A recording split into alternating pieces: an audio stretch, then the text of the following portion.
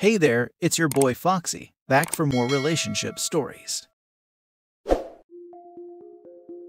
Am I wrong for not trying to convince my parents to treat all their grandchildren equally? I, 47 male, got divorced from my first wife when I was 29. We had 2 kids and my folks loved them more than anything. But my ex-wife wasn't happy with the lifestyle that I could provide. I wasn't making a lot of money, but we weren't in debt or anything. We had good cars, and we had just put a down payment on our first home that we would own. Meanwhile, her boss was rich, he was 47 and he could provide luxuries that were out of my reach, and she left me for him. I still had to pay child support, but I guess I was lucky that I didn't pay spousal support. I had to work and I couldn't get custody. I got visitation, but my ex made it hard. The kids were young, and she manipulated them. If I had planned to take them to a local resort for our summer vacation, she would take them to Disneyland the week before. So, I would always come up short. Eventually, the kids refused to spend time with me. It went to court, and I basically had to accept that I couldn't force them to see me and my parents. I met my second wife, 33, at the dog park when I was 37 and she was 24. She had a son who was about the age my son was the last time my parents got to see him. My parents accepted him right away. He loves them, and my wife is like a daughter to them. It is what I always wanted for a life. We have 2 more kids now, and my stepson is about to graduate next year. So a few years ago, my dad sold his company. He is an engineer and he had some patents that ended up being worth a fair bit of money. He paid off my house. He also made educational funds for my 3 kids. He figured the older ones were done school and hadn't bothered to visit them in years, so they didn't need anything from him. Turns out that was wrong. My ex-wife married a scam artist. He was rich, but he wasn't rich enough for the lifestyle she wanted, so he stole from his clients. And then he went to jail. My oldest kids are in a lot of debt, while my ex is living with her parents. She recently tried to tell me that my parents needed to be fair with all their grandchildren. I told her it was their money to spend on the people they loved and who loved them back.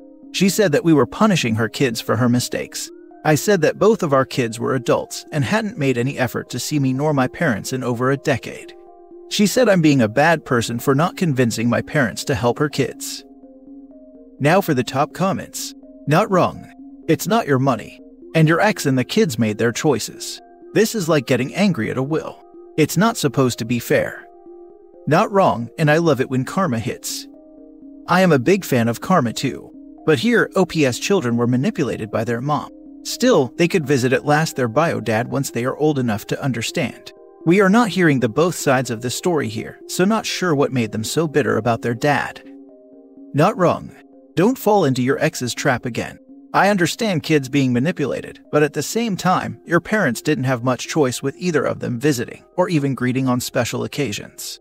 I would want my near and dear to enjoy my fruits of my labor rather than some distant family member. As much as it isn't the kids' fault for being manipulated, it is on them to work at overcoming it. They need to recognize what their mom did and ultimately what it did to them. They still need to work to make amends. And for the right reasons, not just to alleviate their debt. I grew up being manipulated, as well as being the victim of manipulation. I understand the struggle of having to take responsibility for something I didn't create. But I also understand how hard it is to convince those who have been manipulated against you to see it that way, and you have to put up a guard to protect yourself. It's a sucky situation, but it's not unresolvable. Not wrong, she made her bed, and she must lie on it. Kids are adults now, they could have made an effort to know you and your family, they didn't. She's only reaching out because money bags was money rags, and she realizes what she could have had and hoping to still cash in. It has nothing to do with you and your family, but about how she can cash in. Next story. Am I wrong for not supporting my ex? Ex broke up with a decade ago, 3 months before our child was born. Said I wasn't fit to be a father due to an opioid addiction. I'd been in a wreck that caused severe spinal damage and pain, and formed a habit that I'll admit took me a lot longer to kick than I'm proud of. She was never in any way supportive on that particular subject, but her leaving me over it was out of the blue. Court said custody would be 50-50, and it has been since.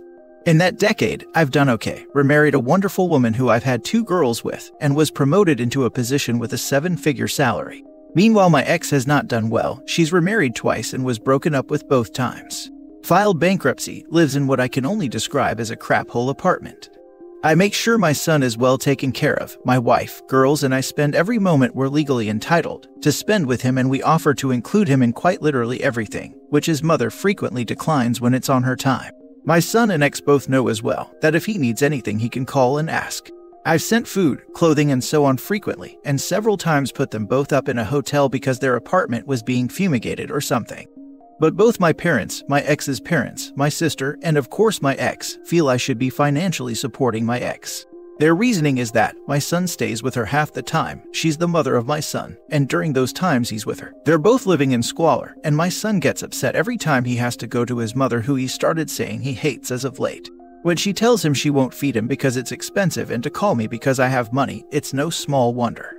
So far as I'm aware, she can afford to feed him. She's working 2 jobs, but she'd rather I pay his expenses so she can afford expensive shoes, in addition to the minimum payment on her maxed out credit cards. I've tried to get sole custody. The courts made it clear that short of her murdering several people, that's not happening. I've held my ground thus far, as I feel I've no responsibility for her, and I've no desire to support her using my son against me for her own financial gain, which is exactly what she's doing. My wife says she sees both sides. So, am I wrong for not financially supporting my ex because it affects my son? Not wrong. She wants 50-50, then it is on her to take care of him for her 50. You are not responsible for her. I am sorry you were unable to get full custody. Is there any way to give your son a card he can use to buy food when at his mom's if she doesn't feed him? He's only 11, so no one will take a card from him. Right now, he'll text me or my wife and I'll Amazon overnight, DoorDash, or whatever he needs. We tried cash, but his mother would take it all. Not wrong, but if you're making over $1 million a year, you must be smart enough to figure out how to protect your son. Call CPS or similar if it's truly squalor. Pay for a lawyer, do something besides complaining about it on Reddit. Act. I've tried. The court told me that if I tried again without proof of gross neglect, they'd consider me to be harassing her. It's been extremely frustrating, and I don't see that the courts are being at all reasonable. As I'd said, it seems nothing short of her murdering several people is going to make a difference. My attorneys tell me it's just how it is in this state. Your son needs to be telling his teachers that his mother is refusing to feed him and he has to text you or go hungry. They are obliged to report it. Also get some therapy happening for your son. This will also count in your favor. It would be incredibly dangerous for OP to tell his son to mention this to teachers because of the court's prior warning. They'd likely see it as parental alienation. Save proof of everything she says and does that is neglectful of your children. Text messages, emails, etc., where she is saying anything like that. Hire a good attorney and bring her back to court again. You could even report to your son's school if his mother is neglecting or mistreating him. They are obligated to report it. You clearly provide for your child and are a good parent. You can prove to the courts that she is unfit if you have sufficient documentation. You need to speak to an attorney. Reddit is not the place for this, but you are not wrong for not wanting to financially support her. It's only your job to financially support your kid. Next story. Am I wrong for telling my mom to shut the heck up about karma? My mom was cheated on by my dad, and the lady my dad cheated with got pregnant and my dad decided to leave my mom for her. Their kid is now 17 male. I'm gonna call him Luke. My mom does not like Luke or my dad, or Luke's mom. I'm not close to any of them either. I despise my stepmother, and I hated my dad for a long time too, but our relationship has improved. I barely have a relationship with Luke, but that's improving too. One thing my mom believes in is karma, or at least her definition of it. Ever since the day she found out my dad cheated, she's been telling me about how karma will get him and the other woman back disguised as Luke. Something happened to Luke a couple years ago. My mom called it karma. This was disgusting to me because while I usually just let my mom say whatever because she's been through a lot, I draw the line at her calling my half-brother's trauma karma. Instead of just minding her own business, my mom told everyone and their moms about how this was karma getting them back. We had a massive fight about it and didn't talk for months, but she eventually apologized. I've been spending some time with Luke because my dad said he's been feeling a bit down since he broke up with his girlfriend, and I wanted to catch up. My mom doesn't like it but keeps her mouth shut. Anyways, I was staying the night at my mom's house for reasons, and was FaceTiming my husband in my room. I told him how Luke's actually a really fun kid to be around, and that I'm very glad he's been able to rise above everything that's happened to him. I then said, he's been through a lot. The second I said that, I heard a sound outside my door, hung up, then found my mom listening. I asked her what the heck she was doing, and she immediately said, you shouldn't care this much. Hate to say it, but this is just karma at work. I doubt this is the last struggle he'll have to deal with. Karma's unforgiving like that. I was honestly mostly really disappointed. I ended up yelling though, and told her to shut up about her stupid freaking karma and move on. It's been 17 years, and she sounds insane. My mom was all like, how could you say that? You know what I've had to deal with. Are you betraying me too? I just rolled my eyes at her and walked into my room. She began to yell at me through the door saying I broke her heart and how I'm being incredibly cruel, etc. She didn't talk to me the next morning and looked as if she cried all night.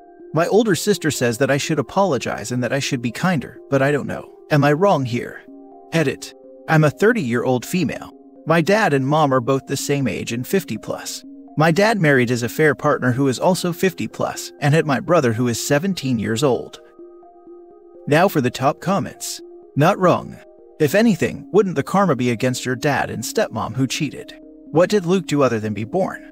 I'm sure you're sorry for your mother and it's your dad's fault for cheating, but maybe you should urge her to get therapy or something. I asked my mom the same question and she said that Luke is their karma.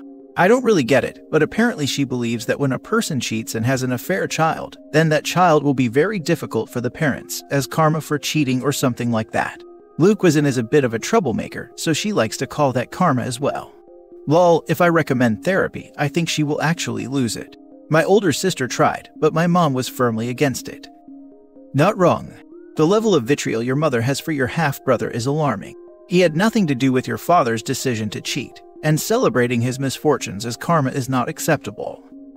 I think it's important to the story that OP isn't just being nice to dad's affair partner's unrelated kid because he's been through a hard time. He is their flesh and blood sibling, regardless of how he was conceived. And yes, mom is harboring an irrational amount of vitriol for her child's sibling and being very callous to her own child in the process. If OP's mother keeps doing what she does, karma is probably coming for her too. Last story. Am I wrong for not giving my stepdaughter a trust fund? I, 39 female, come from a very wealthy family. I never had to struggle for anything because my mom or dad would always give it to me. I can say that I grew up spoiled, but I grew out of that phase once I had my twins. Since I was so spoiled and never got in trouble for anything as a teenager, I was always going to parties with my friends, doing drugs and drinking alcohol. Then at 16, I found I was pregnant and gave birth at 17 to my two beautiful twins, girl and boy. Thankfully, my parents were supportive and helped me through the process. My parents had set up a trust fund for me when I was a kid, and I wasn't able to access until I was 18, so when I turned 18, I moved out and got a condo.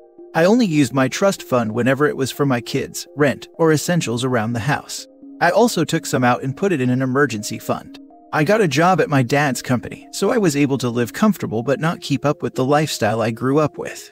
When I was 31, I met my now husband and his daughter who was 4 years younger than my kids. Me and my husband dated for about 4 years, then we got married 2 months before my twins' birthday. On my twins' 18th birthday, my parents gifted them each a trust fund of their own that summed up to $200,000 each. Now my twins are both 22 years old and both are thriving. I like to give myself a pat on the back for how I raised them and not how my parents raised me. Now to issue at hand. My stepdaughter is now 18 years old, and for the past couple of months, she'd been saying how she couldn't wait to get her trust fund like my twins, and I didn't know if she would or not because I never knew about the twins. Now when her birthday came around, she did get money, just not the trust fund from my parents. Instead, they gave her a car. But to say she disappointed is an understatement. She said we didn't love her because she wasn't blood, and that we've always treated her different because she wasn't my daughter. Which wasn't true. I've loved her from the day I met her, and I've always treated her like she was one of mine. She then asked me why didn't I tell her she wasn't getting a trust fund, since that was all she was talking about, and I told her I didn't know if she was getting one or not. She then told me that I should have made one for her myself. I tried to tell her that it wasn't possible, but she didn't want to listen to me and just said she hated me. So am I the a-hole? So you married her dad 4 years ago, and somehow she felt that when she turned 18, she'd be entitled to a generous trust fund from your parents. Is that correct? That's kinda crazy to be honest. But what's crazier is that nobody, not you, not your husband, sat her down when she started to bring this up and say it probably will not happen. Not wrong. It's a wild expectation for a 17-year-old to have, but one of her parents should have curtailed that expectation before it got out of control. My husband has told her multiple times to not be expecting the trust fund because she might not get it, and I also told her that I didn't know if she would get one or not, but she has chosen to ignore us. My husband did actually sit her down and told her that she shouldn't expect it, but she just brushed him off. Well then, this was an enormously optimistic or entitled reach on her part. A little immature, but nothing that can't be fixed. Try and explain that opening a trust fund like this requires years of putting money in. You cannot just give someone a fund of this size after 4 years. Not wrong. Your stepdaughter has been part of the family for only 4 years. Why would she feel entitled to a trust fund from your parents? How has your husband handled her expectations? That's what I was thinking. If they set up a trust for OP when she was kid, they probably set up a trust for the twins after they were born and had 18 years to contribute and let interest accrue. If anything, maybe let the grandparents know she was talking about it and see if they were going to do the same for the stepdaughter, but I'm really not sure how I feel about that. It's the grandparents' money to do with as they please, not the stepmom's.